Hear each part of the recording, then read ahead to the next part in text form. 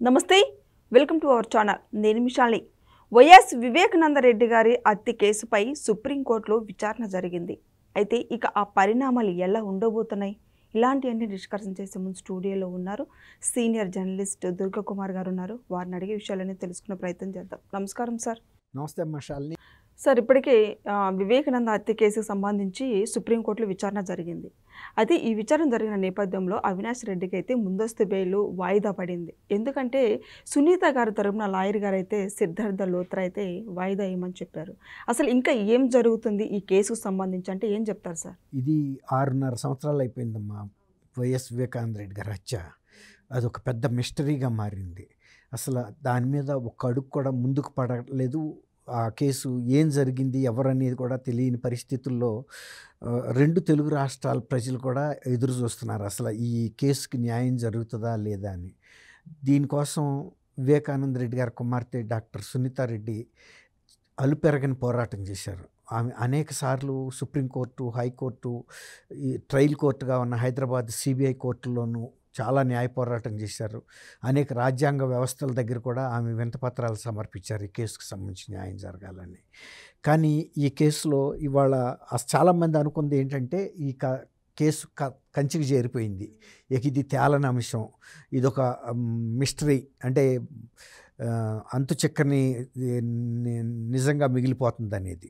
కానీ ఇవాళ సుప్రీంకోర్టు ధర్మాసనం ముందు ఈ కేసు విచారణ తర్వాత ఈ కేసుకు సంబంధించిన తాత్కాలిక శాశ్వత బెయిల్లు పొందిన వాళ్ళని రద్దు చేయటం, తర్వాత ఈ కేసు దర్యాప్తుని ముందుకు తీసుకెళ్ళటానికి ఆమె వేసిన పిటిషన్ మీద సుప్రీంకోర్టులో ఒక స్థాయి వరకు విచారణ జరిగింది.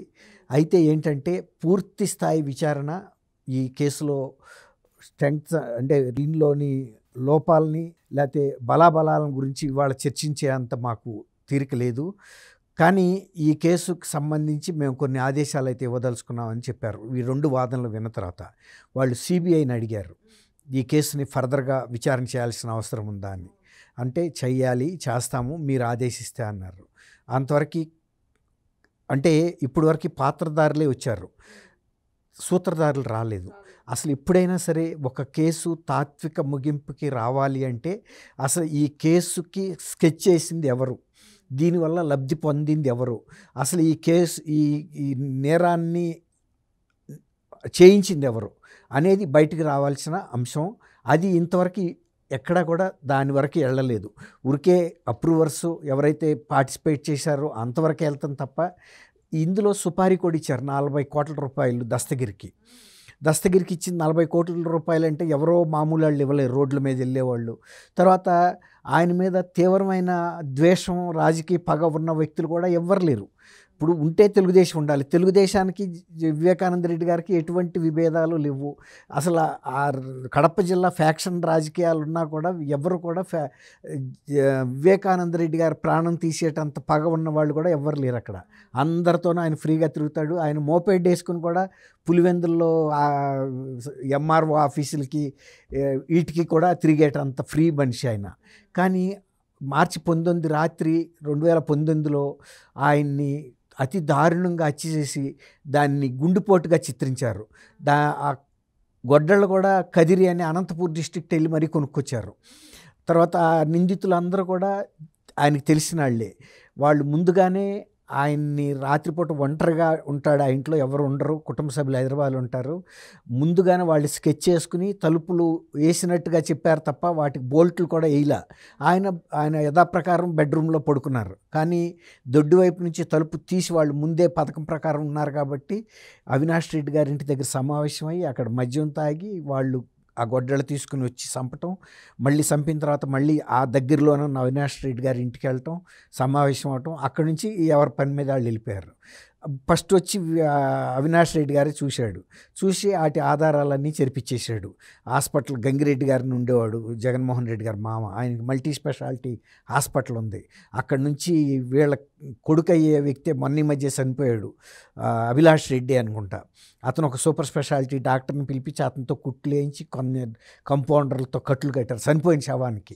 మళ్ళీ పైగా రక్తం కక్కుని చనిపోయాడని, లిట్రిన్ ప్లేట్ మీద పడి చనిపోయాడని, హార్ట్ అటాక్ వచ్చి వచ్చిందని ఇలా రకరకాల ప్రచారాలు కూడా వాళ్ళే చేశారు. అంటే కేసును తప్పుదోవ పట్టించడానికి. ఇప్పుడు ఈ 6 ఏళ్ల నుంచి కూడా ఈ కేసు మీద అంటే ఏం జరిగిందంటే ఇది హత్య జరిగిన 90 రోజుల తర్వాత అప్పటి తెలుగుదేశం ప్రభుత్వం ఓడిపోయి మళ్ళీ జగన్మోహన్ రెడ్డి గెలిచాడు. అక్కడి నుంచి ఇక ఆ కేసుకి ముందుకెళ్ళలేకపోయింది. అప్పుడు దర్యాప్తు ఎంతవరకు ముందుకు జరిగిందో అంతవరకే. ఆ తర్వాత ఈ కేసుని సిబిఐకి విచారణకి ఇవ్వాలని చెప్పి సిబిఐ హైకోర్టులో సునీతారెడ్డి అప్పీల్ చేసుకుంటే అది సిబిఐ కోర్టుకి ఇచ్చారు. సిబిఐ కోర్టుకి ఇవ్వడంతో పాటు ఈ కేసు విచారణ ఆంధ్రప్రదేశ్ హైకోర్టు నుంచి తెలంగాణ హైకోర్టుకి బదిలీ చేశారు. ఎందుకంటే ఆంధ్రప్రదేశ్ హైకోర్టులో న్యాయం జరగటం లేదని.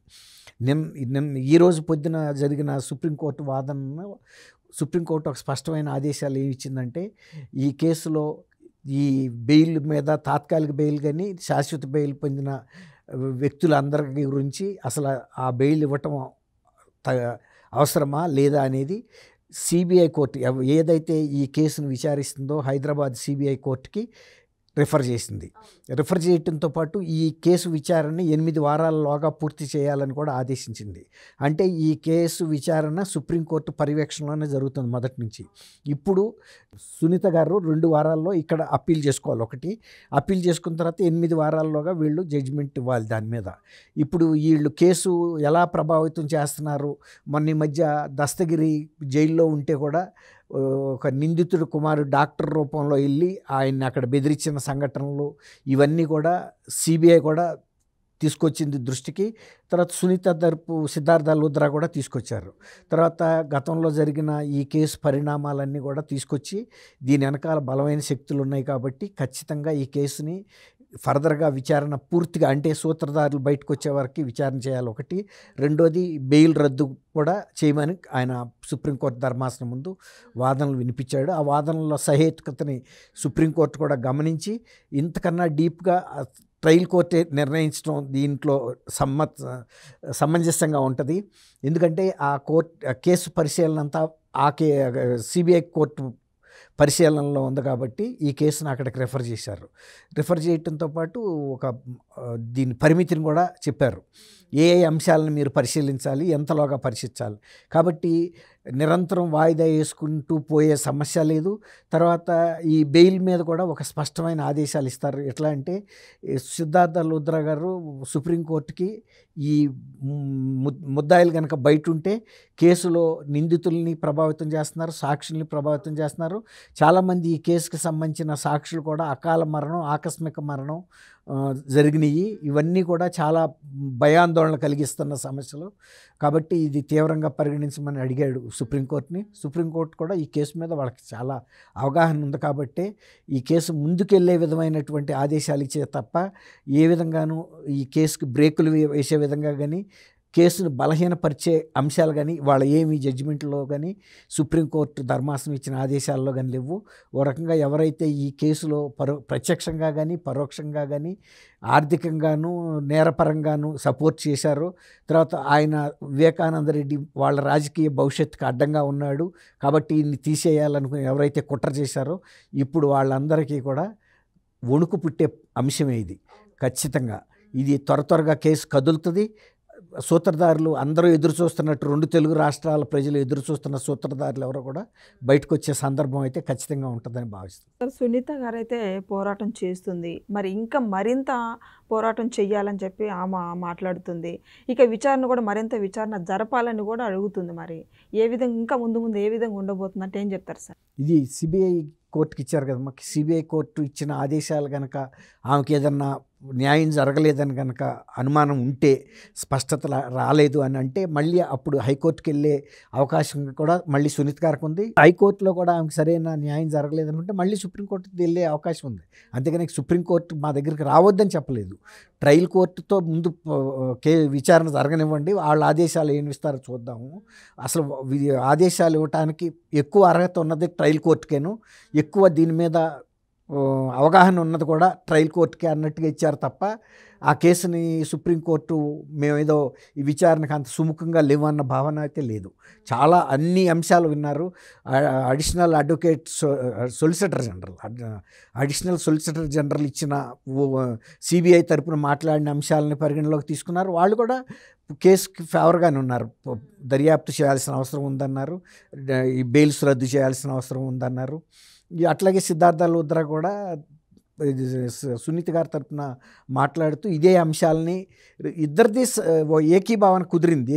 ఏకీభావం సిబిఐ ఏమైతే చెప్తా ఉందో, సునీత ఏదైతే అడుగుతుందో సిబిఐ ఏకీభించింది. సుప్రీంకోర్టు కూడా దాన్ని సిబిఐ కోర్టుకి ఇచ్చి వాళ్ళని వితిన్ 8 వీక్స్లో చెప్పారంటే చాలా ఒక విధంగా సునీత గారికి పెద్ద ఓదార్పు లభించినట్టు ఈ కేసులో. Thank you sir. Thank you అమ్మా.